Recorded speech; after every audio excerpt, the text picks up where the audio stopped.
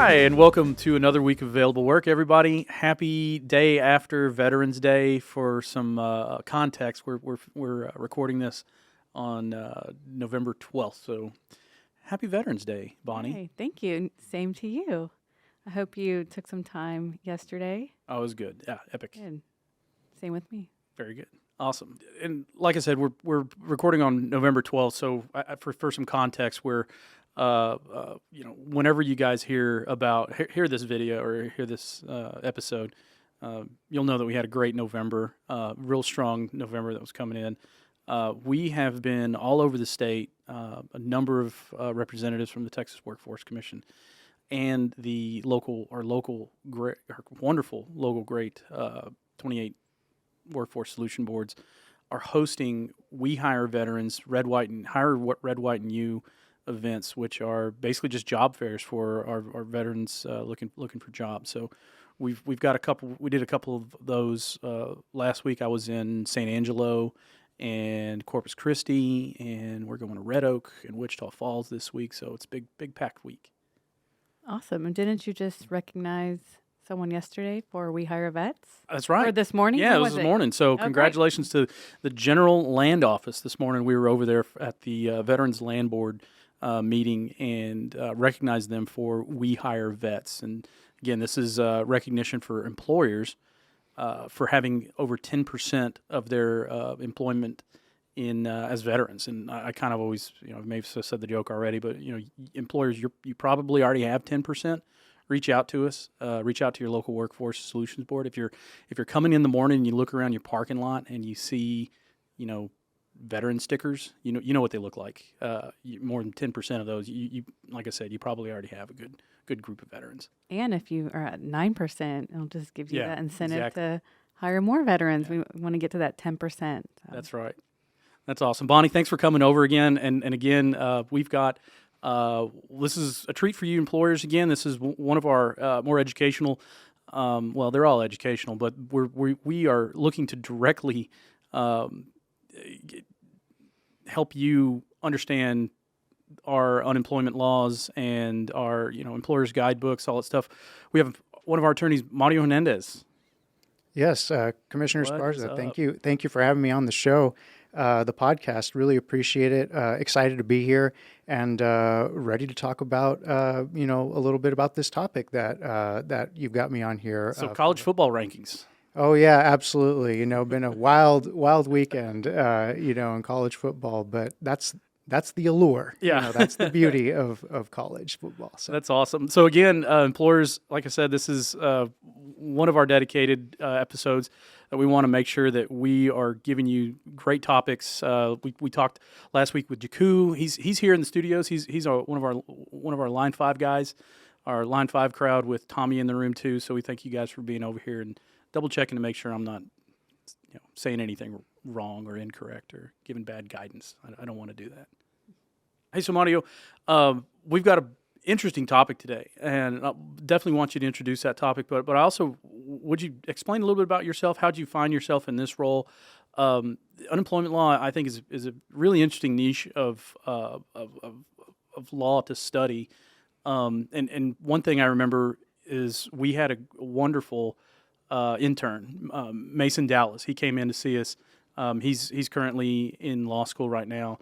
I kind of think if you were to encourage anybody to get into this, give me some ideas what you would tell them. Sure. And Commissioner, to your point, I've been here with the agency now for about just over 10 years. And what attracted me to this job specifically is, when I read the job description and work in Texas, that's how, I ultimately, applied for this job. It had a lot of emphasis on helping employers, here in the state of Texas. And that's something that really resonated with me and that I wanted to be a part of. And I felt that I could really help in that area by being, close to the action, so to speak. And that's what attracted me to this job. And that's why I'm here today. And to your point about it is a bit of a niche topic, independent contractors. But when I came onto this job, it was one of the main issues that we would talk about in our Texas Conference for Employers series, the series that your office, that we put on throughout the state.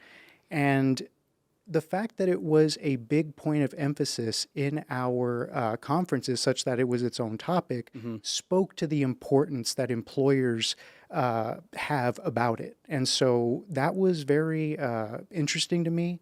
And I would say that even though I wasn't really had a lot of experience with the topic, coming in, learning about it, studying about it, and being more involved with it has just really, I think, helped me grow as an attorney. And so to anybody who's interested in that same kind of process, I would encourage them to do exactly that. That's awesome. Yeah, and I think we just saw our newsletter today, the Texas Business Today. That topic had a lot to do with holiday time off and stuff. So again, this what we're going to be talking about, independent contracting.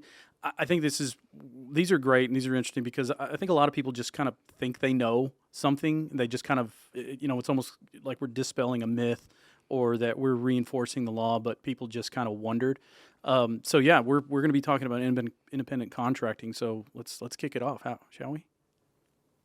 Sounds good. Well, I have here kind of first question. Independent contracting is on the rise in the gig economy. But before we get that, can you give just an example of what the gig economy is?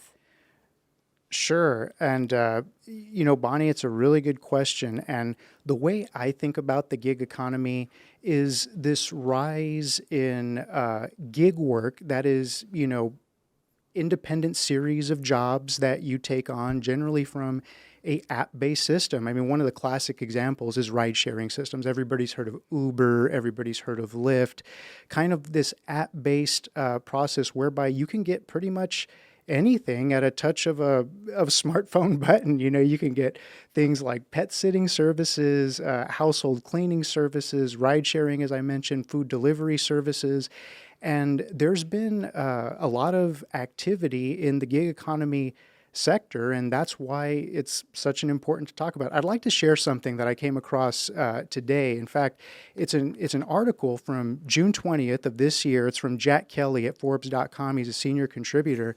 And just to your point about, how it's increased so much, he writes here, according to the 2023 Freelance Ford survey conducted by the Upwork Research Institute, which polled 3,000 professionals across the United States, a remarkable 38% of labor participants, 64 million Americans, engaged in freelance work over the past year.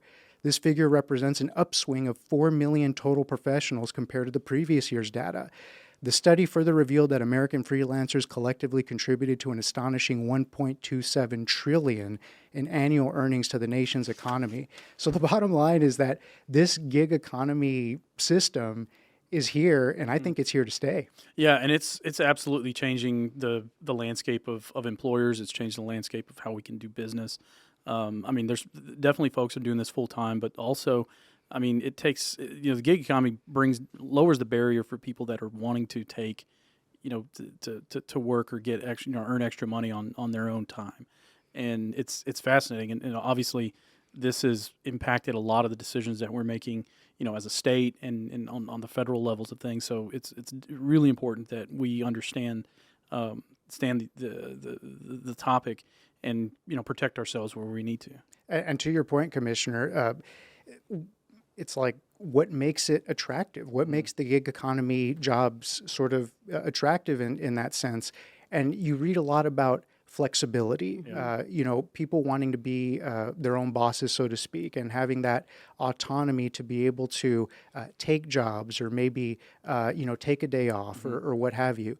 So that's another component of, maybe why we've seen such a rise in this type of work. I think even after the pandemic, we had people that were going to the gig economy and looking at like, okay, what do I need to make in the next month to keep the lights on, to pay groceries? And then they were doing Uber, they were ride sharing and, just not making the ends meet, but they were able to pay their bills and they're their own boss. They can do it on a Saturday, Sunday, or, check in, check out whenever they wanted to. So I think that's why, too, you just kept seeing it grow, Yeah. especially after the pandemic. Yeah. Tell me, just kind of, if you could just give a higher definition as far as an independent contractor. It's a pretty easy term to understand. Sure. At its base, independent contracting means you're self-employed. That at its very heart, that's the base definition. The way I would see it. Okay. And you talk about what's an independent contractor, and that's a really big question because sometimes it's not always very evident, and sometimes you run into a situation where a company or an entity might think that they have a contractor on their hands when in reality the laws may say something else about that. And to that point, I guess another way you can phrase it is, what is an independent contractor and what does it have to deal with this topic about the gig economy? And that leads conveniently into what is worker misclassification.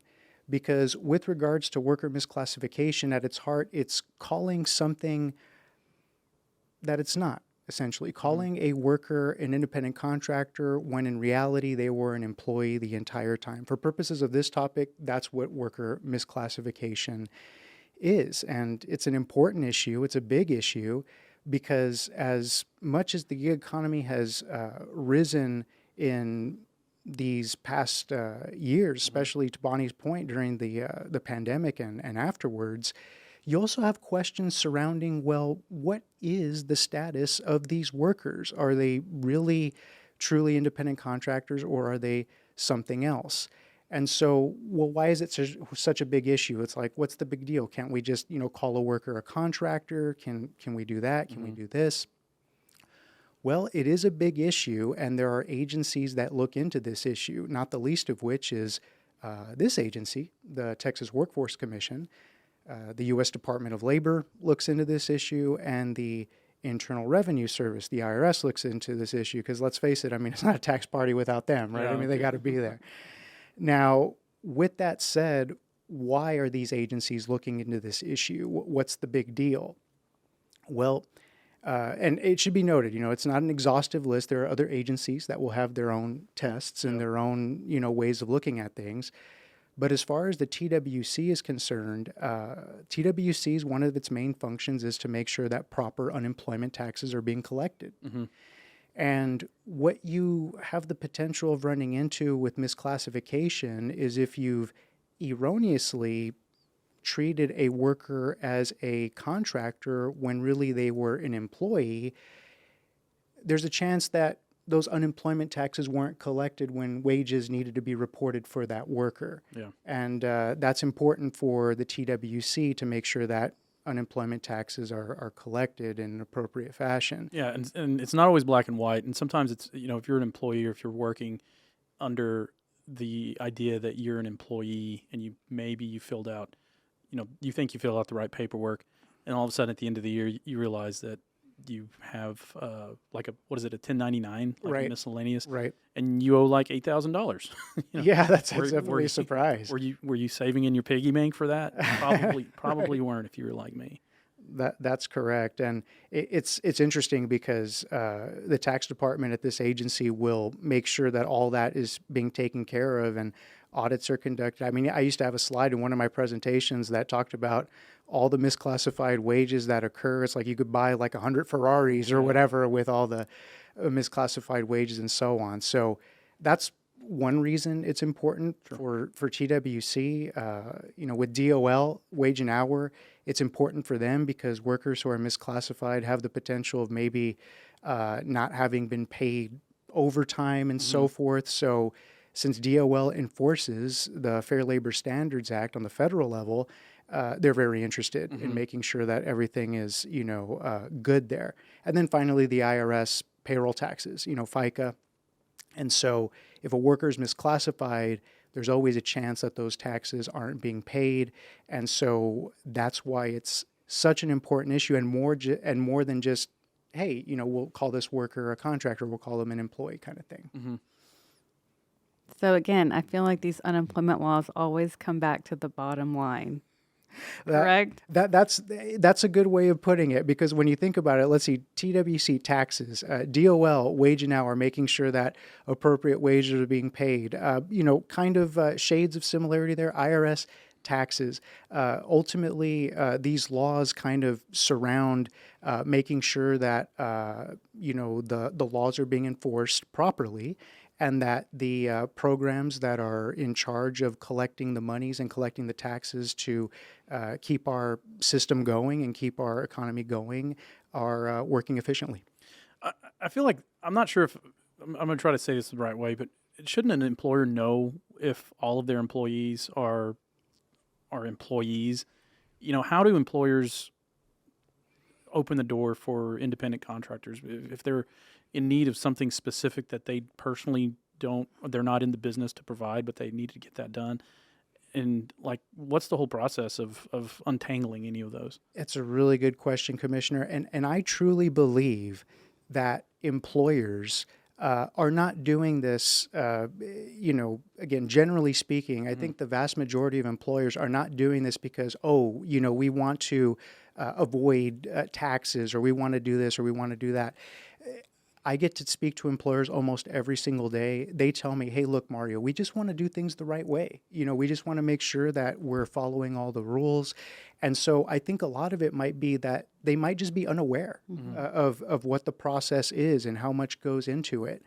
And so the more that employers can be educated about the rules and what goes on in classifying a worker, the more they can go back to their workplaces and make sure that they're not, accidentally or mistakenly treating a worker as something that that they should not be.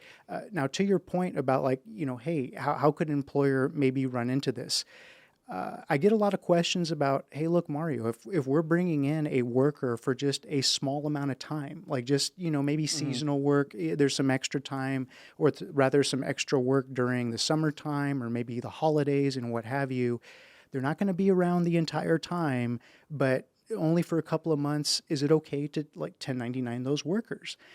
That's kind of where a ground may arise to where misclassification could possibly occur, because it's not just about how long the workers are at a job. It's more so about whether or not the workers are truly in business for themselves. One of the things that I get to do when I speak at these conferences, these Texas Conference for Employers conferences across the state, is I sometimes get to speak to the local tax examiners that are really into the tax cases. And I believe one gentleman, I think it was in Victoria, we did a TCE in Victoria one time, and I asked him, hey, look, all these factors and so on, what's the headline? What's the headline for misclassification? And he told me, at the end of the day, it's answering the question of whether the worker is truly in business for themselves. So oftentimes with this seasonal work, the workers being brought in to do that temporarily, as it may be, are doing the same type of work that the company's regular employees are doing. It's just kind of overflow work, just kind of more work. And that type of situation is generally going to be one that's in employment rather than contractors. So that's a situation where sometimes employers can misunderstand. Yeah, and let's talk maybe there's if we can explain. There's probably not a specific template, but a lot of the cases that we talk about and we have our discussions on a weekly basis, a lot of them have equipment. And is that kind of a telltale sign that they are an independent contractor, or is that something that it's just expected for employers to bring people on that have their own gear and machinery or something? Good follow-up question. So with regard to the equipment, kind of stepping back a little bit, a lot of what goes into these determinations of whether a worker is a contractor or an employee is based off of tests. And these tests have factors to them. Each agency has their own test. Each agency has their own factors. And a factor that you do see in a lot of these tests is whether the worker provides their own tools and equipment to do their job.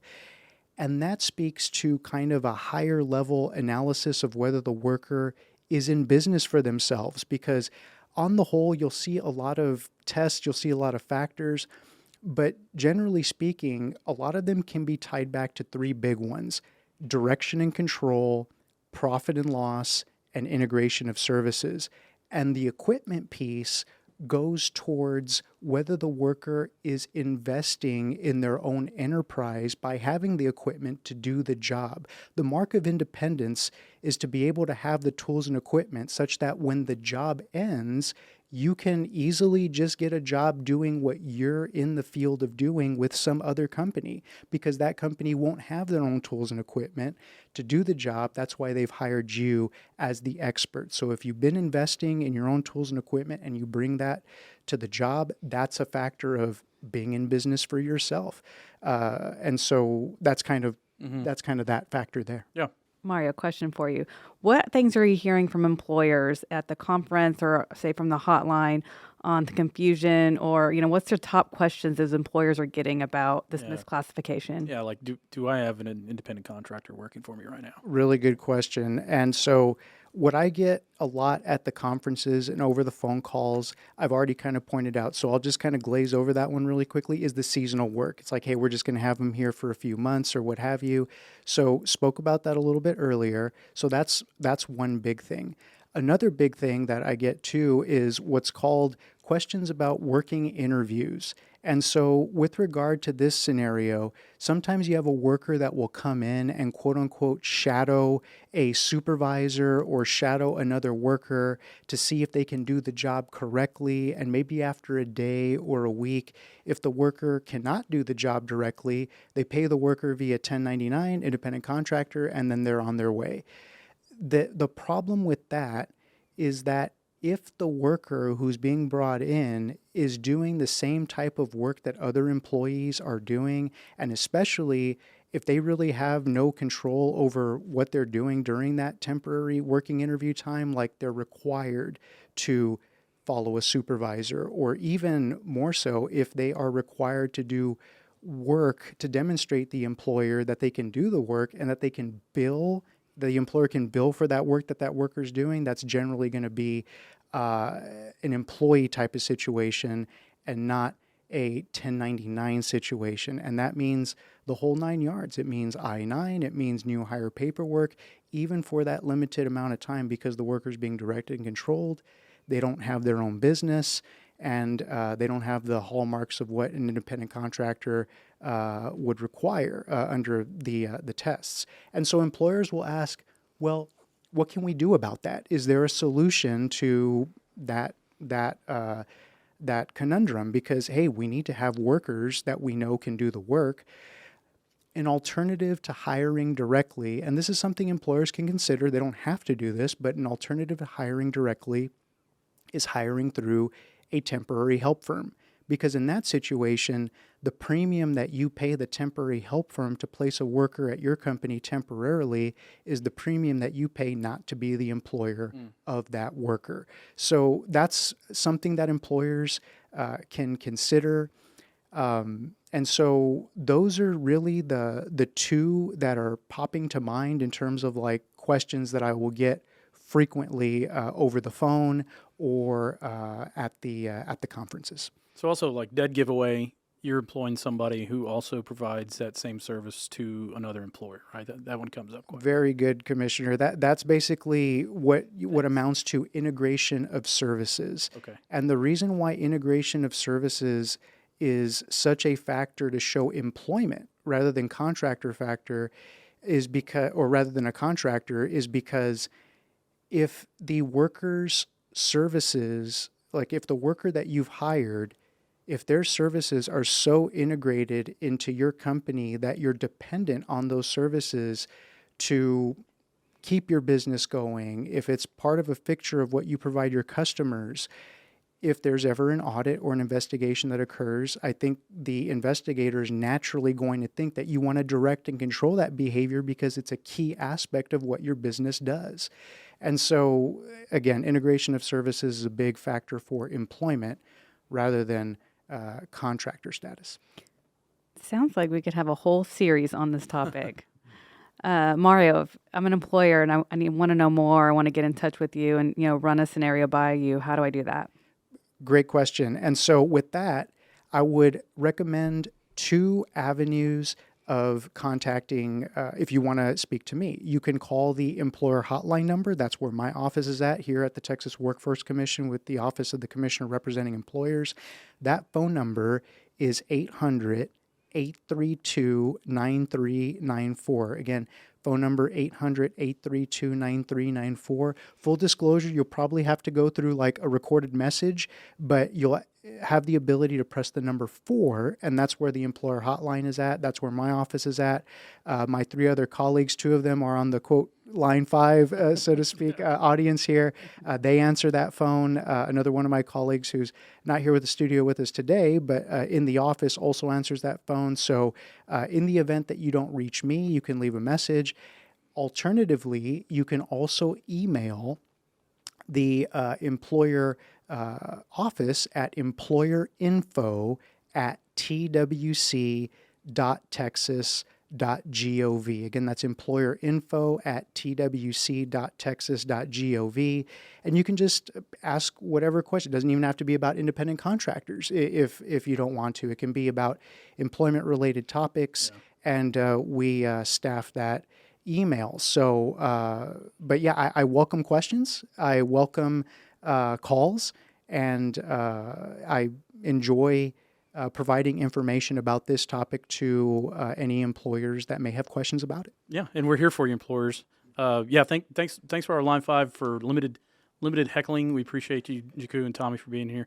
Employers, thank you guys so much. And again, this is by no means exhaustive as far as talking about independent contracting. Start to look at the schedule. We should be announcing the schedule for our traveling road shows, I like to call it, for our Texas Conference for Employers, our TCEs that are going to be out all across the state next year. And again, thank you guys so much. We're excited to be able to give you Mario. Thank you for coming. But again, everybody, hope you guys have a great week of available work. Keep coming to us for your questions, and we'll be out there supporting you. Bonnie, Thank you so much. everybody's good. Okay, thank you all. Again. Have a good one.